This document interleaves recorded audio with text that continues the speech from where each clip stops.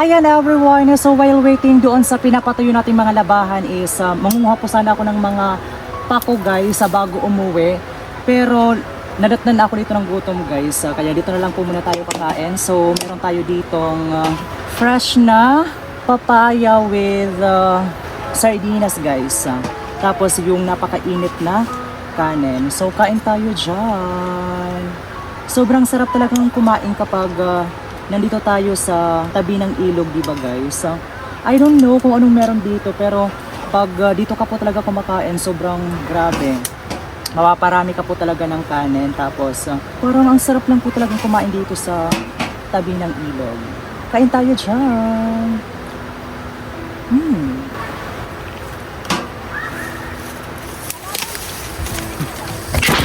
Hala, may alas. Ayan everyone, grabe, lumipat ako galing doon kasi may nakita po akong ahas. Grabe, so dito na lang po muna ako kakain ulit sa Luunan guys.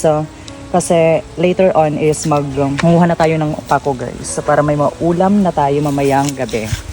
So once again, kain ulit tayo. Sobrang sarap talaga ng gulay na ginataan guys, diba? Tapos sobrang dami ng gata. Solve na po talaga yung ating pananghalian. Kaya wag na wag po talaga tayong susuko sa lahat ng mga hamon natin sa buhay guys, 'di ba? Kasi kapag nagsisipag tayo, for sure na maganda yung patutunguhan po natin. And we should always be grateful sa lahat ng mga bagay na meron tayo. Huwag natin ikukumpara yung sarili natin sa iba kasi iba-iba tayo ng journey at saka pinagdadaanan. Iba-iba tayo ng timeline sa buhay. Kaya as soon as possible, cherish the moment, enjoy life to the fullest kasi nga life is too short. Diba?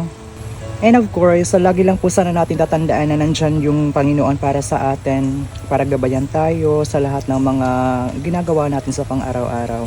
And we should always be grateful po talaga sa Kanya kasi kung hindi po dahil sa Kanya, hindi tayo makakaroon ng mga blessings, di ba? Grabe, sobrang sarap po talagang kumain dito sa probinsya. Kasi aside from the fact na sobrang safe tayo sa mga kinakain natin kasi healthy yung mga gulay. Napaka-fresh din po naman ng simoy ng hangin po dito.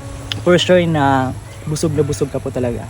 Ayan everyone, so tapos na po ako ngayong kumain. Thank you so much po talaga Lord for all the blessings, sa lahat ng mga biyayang ipinagkaloob niyo po sa amin, and sa lahat ng mga viewers po natin out there, especially sa lahat ng mga kabataan out there na wag po tayo magkasayang ng pagkain. Kahit ni isang butil ay wag nating paglalampasin kasi nga sobrang hirap na mga pinagdadaanan ng mga farmers po natin ngayon, especially yung mga lubog sa baha, di ba, yung mga palayan na binaha po talaga ng bonggang-bongga. And we should always be thankful po talaga sa lahat ng pagkakataon na nakaka-receive tayo ng blessing sa Panginoon. And of course, we should always be happy at all times kasi nga diba, life is too short. Again, once again, thank you so much everyone for watching. See you again in our next video. Bye bye everyone. I love you all. Mwah.